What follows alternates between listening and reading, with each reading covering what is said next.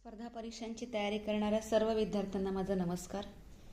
आपण तलाठी भरतीकरिता मध्ययुगीन आणि प्राचीन इतिहासावर महत्त्वाचे प्रश्न पाहतोय आणि त्याच्या पुढचे प्रश्न आपण आज पाहणार आहोत. आणि अतिशय महत्त्वाचे प्रश्न आहेत. हे निश्चित संपूर्ण व्हिडिओ बघा, प्रत्येक प्रश्न समजून घ्या. शिवाय आपण पाहिलं असेल की महाराष्ट्र औद्योगिक विकास महामंडळामध्ये म्हणजे MIDCची देखील जाहिरात आलेली आहे. त्यामध्ये सुद्धा साधारणतः 800हून अधिक पदांची भरती होत आहे. आणि जिल्हा परिषद असेल, MIDC असेल, या सर्वच विभागांमध्ये खूप मोठ्या प्रमाणात भरती होत असल्यामुळे आपल्याला आणखी एक संधी उपलब्ध होत आहे. तर तलाठीसाठी TCS मध्ययुगीन इतिहासावर जसे प्रश्न विचारतो त्याचे आपण प्रश्न पाहतोय आणि आपण सर्वजण ते प्रश्न पाहून त्यावर सखोल अभ्यास निश्चितच करत असाल. आपण आपले आजचे पुढचे महत्त्वाचे प्रश्न पाहतोय, ज्यामध्ये आपला पहिला प्रश्न आहे अयोग्य जोडी ओळखा. यामध्ये आपण जर पाहायला गेलात तर अद्वैतवाद शंकराचार्य, तर ही जी जोडी आहे ही बरोबर आहे. अद्वैतवाद शंकराचार्य यांनीच मांडला होता. आता अद्वैतवाद जो आहे हे काय आहे तर एकेश्वरवाद. ओके, तर अद्वैतवाद काय आहे तर एकेश्वरवाद आहे. म्हणजे जीव म्हणजे आत्मा आणि ब्रह्म म्हणजे परमेश्वर या दोन्ही भिन्न गोष्टी नसून त्या एकच आहेत असं शंकराचार्य यांनी म्हटलं होतं. तर यालाच म्हटलंय अद्वैतवाद. पुढे म्हटलंय आपण द्वैतवाद. तर निंबकाचार्य जे आहेत, निंबकाचार्य यांनी द्वैतवाद मांडला. तर द्वैतवाद काय होता तर चांगले आणि वाईट ह्या दोन स्वतंत्र घटक आहेत म्हणजे खरं तर, आणि परमात्मा, जीवात्मा आणि इतर ज्या काही अचेतन विश्व परस्परांपासून अत्यंत भिन्न आहेत असं यांचं म्हणणं होतं. तर महत्त्वाचं काय, चांगले आणि वाईट हे दोन स्वतंत्र घटक आहेत असं द्वैतवादमध्ये निंबकाचार्य यांनी म्हटलेलं आहे. म्हणजे ही सुद्धा जोडी बरोबर आहे. पुढे म्हटलेलं आहे विशिष्ट द्वैत. आता विशिष्ट द्वैत म्हणजेच काय तर खरं तर दक्षिण भारतामध्ये वैष्णव पंथाची जी उभारणी केली होती, कोणी केली होती तर रामानुजाचार्य. तर रामानुज जे आहेत, रामानुजाचार्य यांनीच ती केली होती आणि त्यांचं जे तत्वज्ञान आहे त्याला म्हटलेलं आहे विशिष्ट द्वैत. म्हणजे ही सुद्धा जोडी जी आहे ती बरोबर आहे. पुढे म्हटलेलं आहे शुद्ध द्वैत. तर शुद्ध द्वैत काय आहे तर खरं तर वल्लभाचार्यांनीच ते मांडलं होतं. त्यांचं तत्वज्ञान जे आहे याला खरं तर शुद्ध द्वैत म्हटलं जातं. वल्लभाचार्यांचं जन्म हे चंपारणमधलं होतं.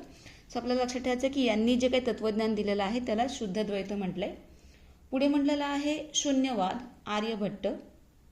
खरं तर शून्यवाद आर्यभट्ट ही जोडी जी आहे ही चुकीची आहे. शून्याचा शोध आणि शून्यवाद ह्या दोन्ही गोष्टी वेगळ्या आहेत. इथे काय म्हटलेलं आहे शून्यवाद. तर शून्यवाद जो आहे हा नागार्जुन यांचा आहे. ओके, नागार्जुन म्हणजे आपलं जे उत्तर असणार आहे ते उत्तर असणार आहे अयोग्य जोडी जी आहे ती ही आहे. शून्यवाद आर्यभट्ट ही चुकीची जोडी आहे. नागार्जुन यांनी शून्यवादमध्ये काय सांगितलंय तर संसार जे आहे हे स्वभाव शून्य आहे असं त्यांनी त्याच्यामध्ये म्हटलेलं आहे. म्हणजे आणि हे द्वैताद्वैत जे म्हटलंय ते पुढे हेच आहे जे दुसऱ्या क्रमांकाचं जे आहे ते. म्हणजे याचा उल्लेख जर असा आला तरी कन्फ्यूज होण्याची आवश्यकता नाहीये, तेच निंबकाचार्य आहेत. तर यामध्ये ही जी 5व्या क्रमांकाची जी जोडी आहे ही चुकीची आहे. ओके, आपण पुढचा प्रश्न बघतोय तो म्हणजेच ग्रंथ आणि त्यांचे लेखक. आपण इथे साधारणतः डायरेक्टली त्याची उत्तरं जी आहेत ती बघतो जेणेकरून ते लक्षात राहावं, कारण अतिशय महत्त्वाचे हे ग्रंथ आहेत. तर एक आहे वरदंबिका परिणयम. ओके, वरदंबिका परिणयम हा जो ग्रंथ आहे हा तिरुमलंब देवी यांचा आहे. ओके, अतिशय महत्त्वाचा ग्रंथ आहे म्हणजे परीक्षेत विचारलं जाऊ शकतं. ओके, वरदंबिका परिणयम हे तिरुमलंब देवी यांचं आहे. गीतगोविंद हा सुद्धा प्रश्न महत्त्वाचा ठरणार आहे परीक्षेच्या दृष्टिकोनातून. तर गीतगोविंद हे एक काव्यग्रंथ आहे संस्कृत भाषेमधलं, जो जयदेव यांचाच आहे. पुढे विवेकसिंधू मुकुंदराज, आपण आधी सुद्धा चर्चा केलेली आहे विवेकसिंधू. पंप भारत, पंप हे सहज लक्षात राहू शकतं. पंप भारत, पंप आणि सिद्धांत शिरोमणी हे सुद्धा अतिशय महत्त्वाचं परीक्षेच्या दृष्टिकोनातून महत्त्वाचा ग्रंथ आहे. सिद्धांत शिरोमणी भास्कराचार्य यांचं ते आहे. म्हणजे हे ग्रंथ आपल्याला लक्षात ठेवायचे. नंबर 1, 2 आणि शक्यतो 5 आपण मधलं जर 3 नंबरचं बऱ्याचदा घेतलेला प्रश्न आहे. चला आपण पुढचा प्रश्न बघतोय जुळ्या जुळवा. यामध्ये सुद्धा डायरेक्टली आपण उत्तराकडेच वळतोय जेणेकरून आपल्या लक्षातच राहणं गरजेचं आहे ते. इथे बघा म्हटलेलं आहे की पहिल्यांदा नायनार. तर नायनार आपण जर पाहायला गेलात तर शिवभक्त.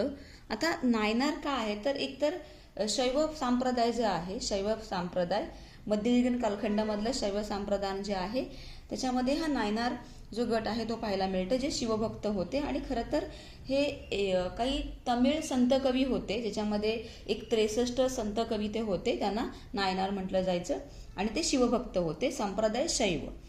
पुढे म्हटलेलं आहे आळवार. तर आळवार जे आहेत हे विष्णू भक्त होते. इथे मी ॲरो केलेलं आहे, आळवार जे आहे ते विष्णू भक्त होते. खरं तर वैष्णव संप्रदाय जे आहे त्याच्याशी यांचा संबंध होता आणि हे पण तमिळ संत कवीच होते. साधारणतः एक 10 संत कविते होते आळवार, ज्यांना विष्णू भक्त म्हटलं जातं. त्यानंतर बघा म्हटलं आपण की भक्ती चळवळ म्हटले की संत रामानंद, यांच्यावरती बऱ्याचदा प्रश्न परीक्षेत विचारला जातो. तर भक्ती चळवळ संत रामानंद. त्यानंतर वीरशैव पंथ श्री बसवेश्वर. ओके, लिंगायत संप्रदायाचे आहेत हे. तर वीरशैव पंथ जे आहे ते श्री बसवेश्वर.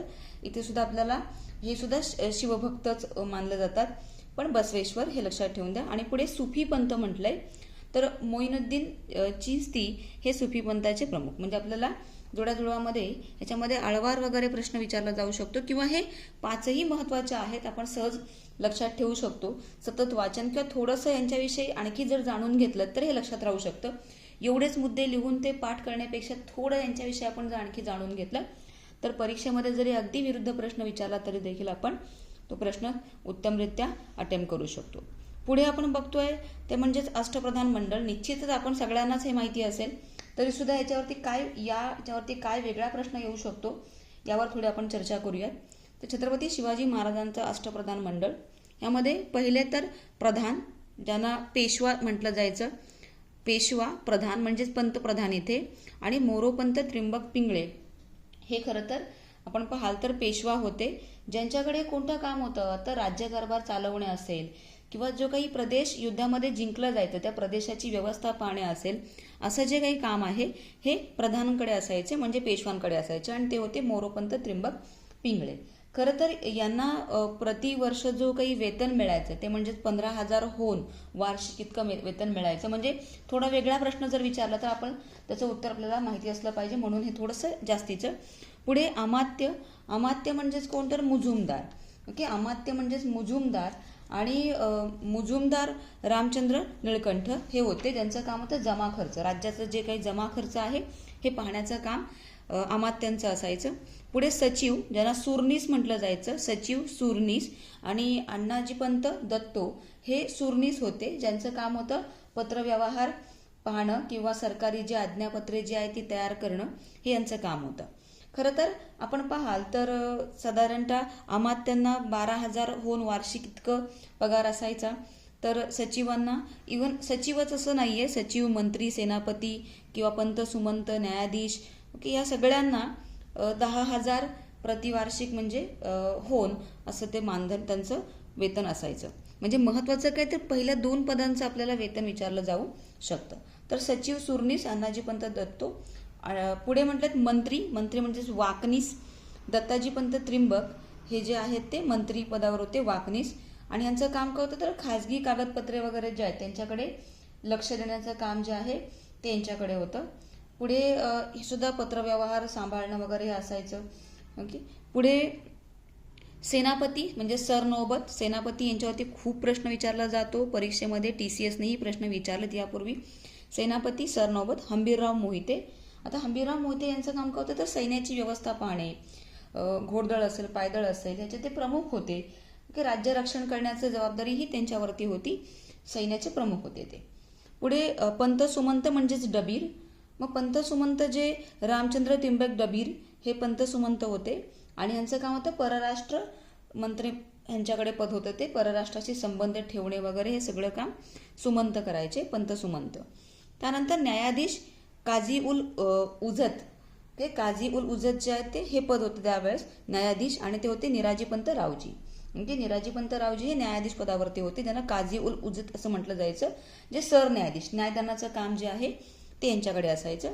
आणि 8व्या क्रमांकाला म्हटलं आपण पंडितराव दानाध्यक्ष, ज्यांना सद्र मोहत्सिव असं म्हटलं जायचं, सद्र मोहत्सिव. ही जी नावं आपण जी कंसात घेतलेली आहेत ही नावं महत्त्वाची आहेत, ही नावं सर्वच जण पाठ करतात, परंतु इथे महत्त्वाचा प्रश्न तयार होऊ शकतो. तर पंडितराव दानाध्यक्ष म्हणजे सद्र महोत्सव, रघुनाथराव पंडित हे होते आणि यांचं काम होतं धार्मिक पत्रव्यवहार जो आहे किंवा धार्मिक व्यवहार जो आहे हा पाहणं किंवा धर्म खात्याचे ते प्रमुख होते. म्हणजे याच्यावरती एकेरी प्रश्न सुद्धा येऊ शकतो किंवा चुकीची जोडी ओळखा किंवा योग्य जोडी ओळखा असा प्रश्न येऊ शकतो. पुढे बघतोय आपण अकबराच्या दरबारातील अधिकारी आणि कार्य त्यांचे. तर पहिला आहे इथे आपल्याला प्रश्न आला तर कोणतं चुकीची जोडी असा प्रश्न येऊ शकतो. तर पहिला आहे मीर आतिश. मीर आतिश म्हटल्यानंतर तोफखान्याचा अधिकारी होता, तो तोफखान्याचा प्रमुख आला मीर आतिश म्हटलं जायचं. पुढे मीर बहर जलमार्गाचा मुख्य अधीक्षक होता मीर बहर.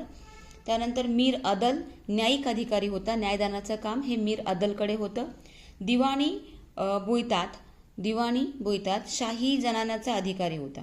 तर हे चारही जे पदं आहेत हे अकबराच्या कालखंडातली आहेत. मात्र मीर बक्षी हे मात्र पद जे आहे ते अकबराच्या कालखंडातील नाही. तर तो मीर बक्षी हे सैन्य प्रशासनाचा प्रमुख होता. अल्तमशने हे पद निर्माण केलं होतं.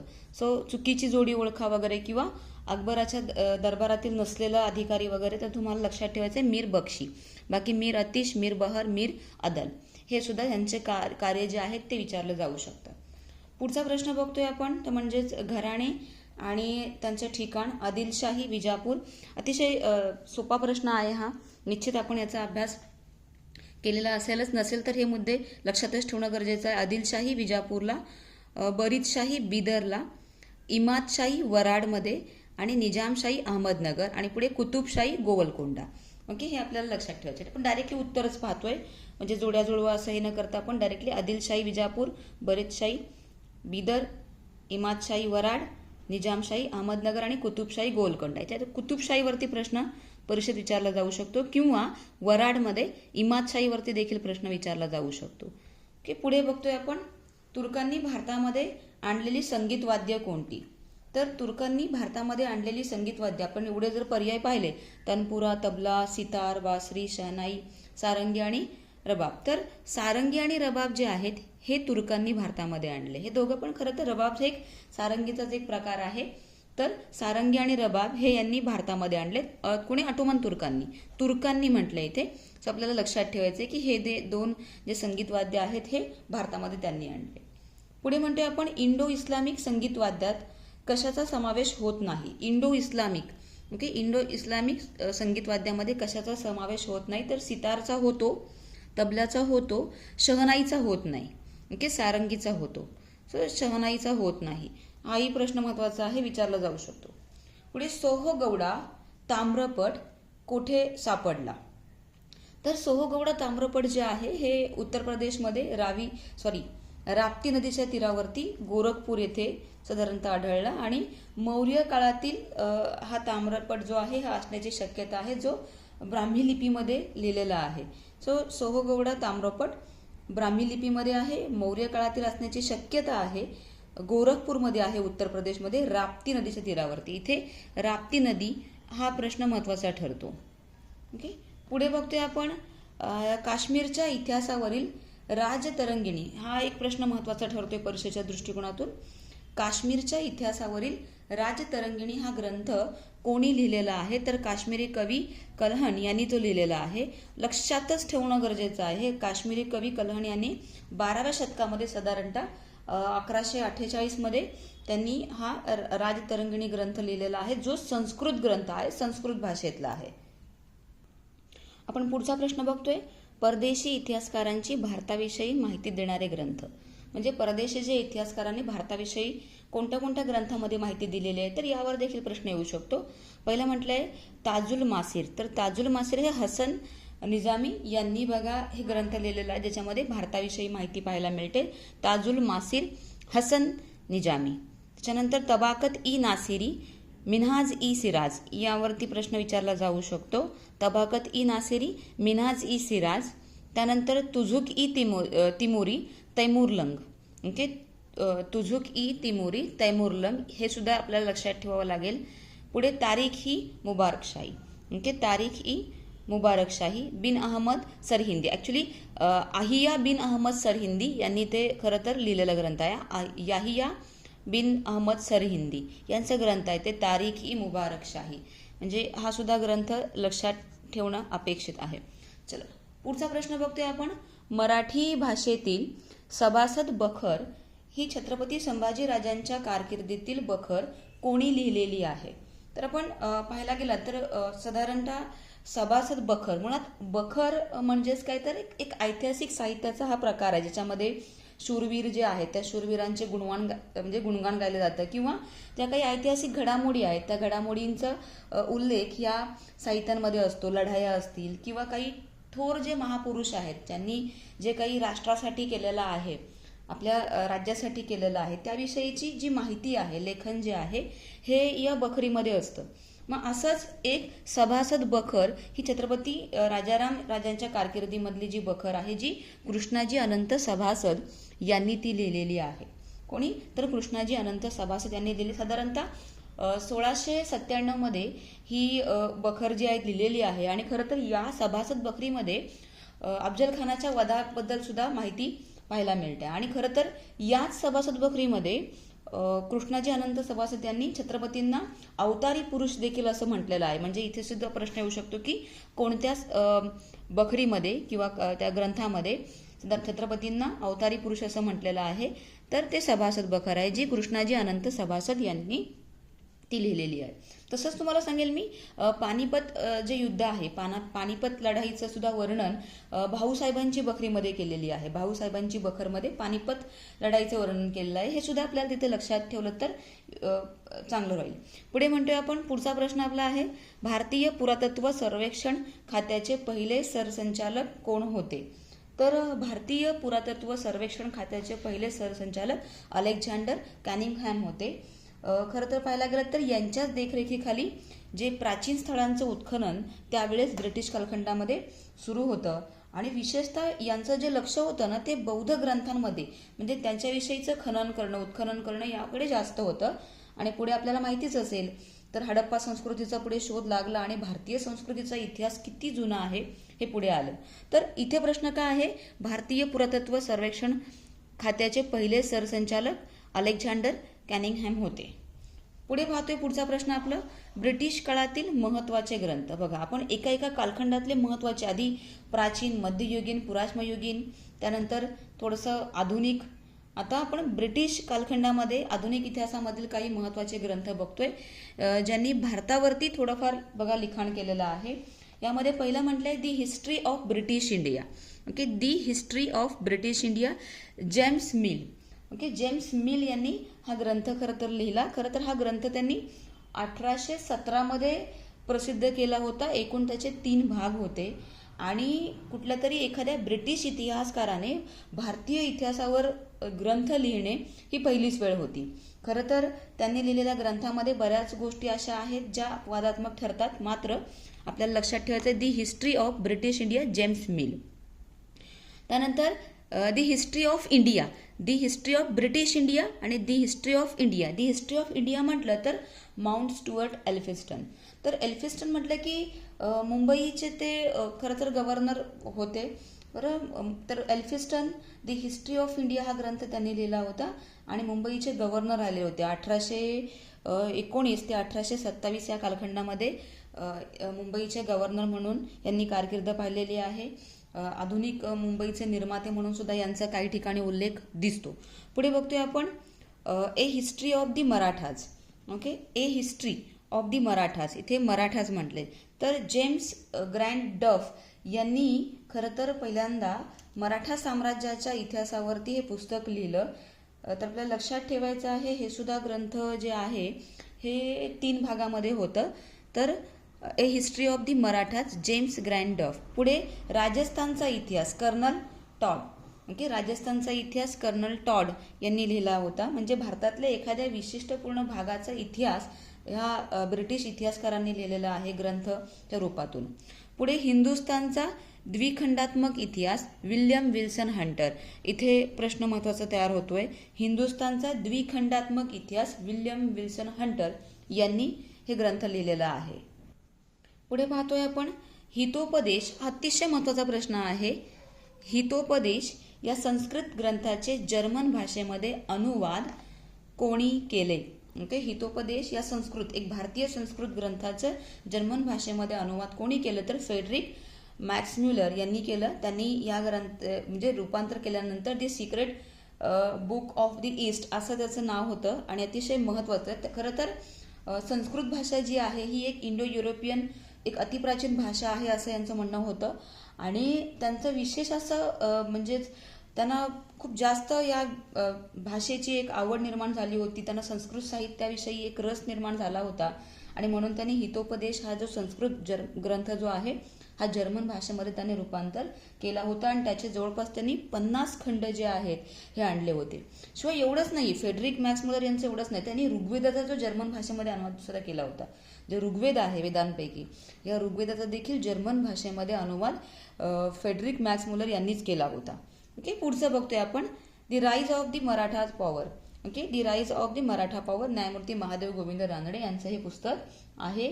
मराठी सत्तेचा उदय हा त्यांनी त्याच्यातून मांडलेला आहे. The rise of the Maratha power, न्यायमूर्ती महादेव गोविंद रानडे. न्यायमूर्ती महादेव गोविंद रानडे म्हटलं तर आपल्याला माहिती असतीलच, ते मुंबई उच्च न्यायालयामध्ये न्यायाधीश सुद्धा राहिलेले होते. 1893 मध्ये ते मुंबई उच्च न्यायालयाचे न्यायाधीश होते.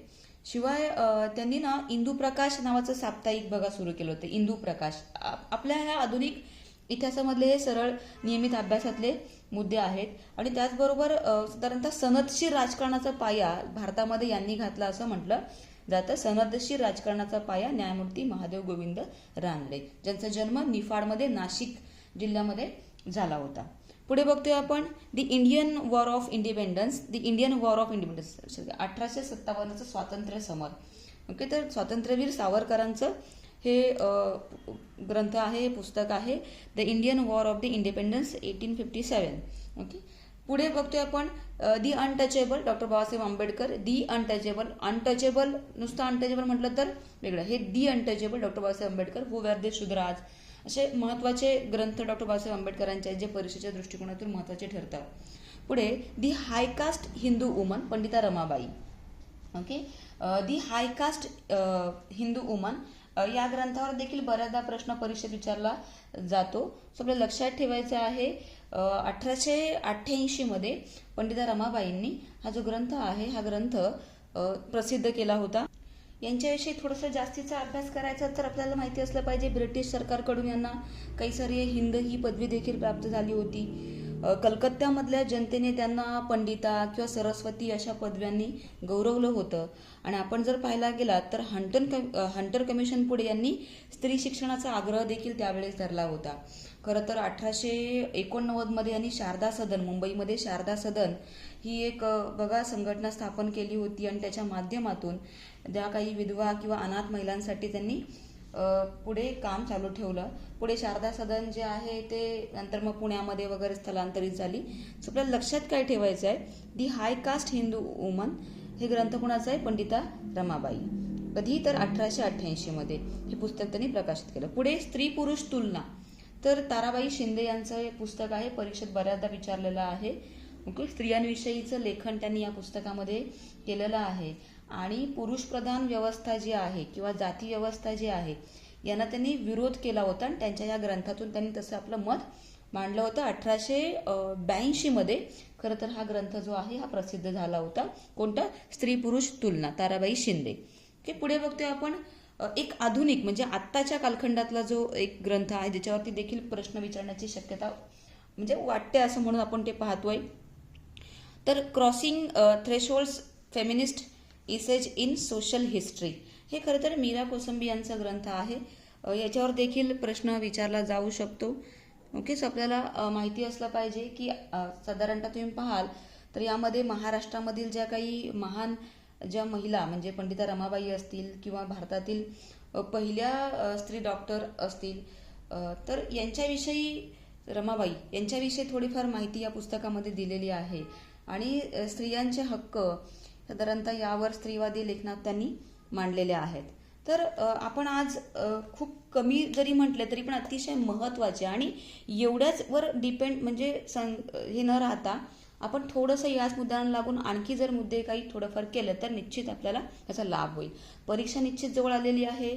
आपण छान अभ्यास करताय. एक चांगला सराव असेल आणि विशेषतः इतिहासामध्ये मध्ययुगीन आणि प्राचीन इतिहास म्हटले की नक्की काय प्रश्न येईल याचा एक अंदाज नसतो. या व्हिडिओच्या माध्यमातून आपण तसा एक छोटासा प्रयत्न केलाय, याचा निश्चित आपल्याला लाभ व्हावा. धन्यवाद.